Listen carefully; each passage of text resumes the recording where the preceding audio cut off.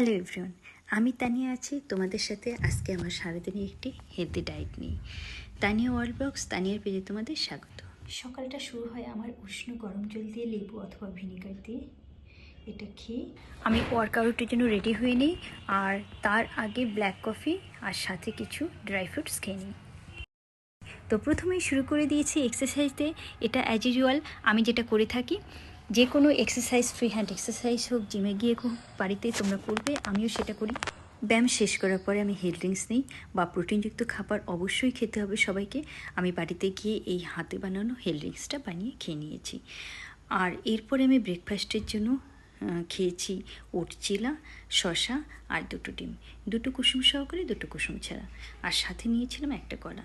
তার কিছুক্ষণ পরে আমি একটা আপেল খেয়ে নিয়েছি। যে কোনো সিজনের ফ্রুটস একটা খেয়ে নেবে বা দুটো।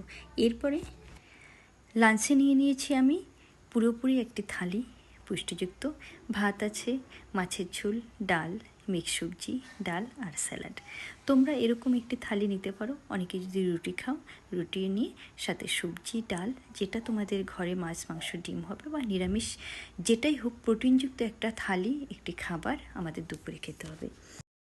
আমিষ খাবার হলে প্রোটিন আছে এটা ভুল ধারণা। নিরামিষ খাবারের মধ্যে আছে, সেটা নিজেদেরকে বুঝিয়ে খেতে হবে। তোমরা এরকম একটা খাবার দুপুরে খাবারে, আমি একটা ডেমো দেখিয়ে দিলাম, রাখতে পারো। এরপরে আমি টক দই খাই, টক দইটা রাখবে। সন্ধ্যার খাবারে আমার ছিল লিকার চা আর মাখনা ছোলা দিয়ে খেয়ে নিয়েছি। তোমরা মুড়িও নিতে পারো, কিন্তু মুড়ি শুধু খাবে না, সাথে ছোলা বা অন্য কিছু নেবে।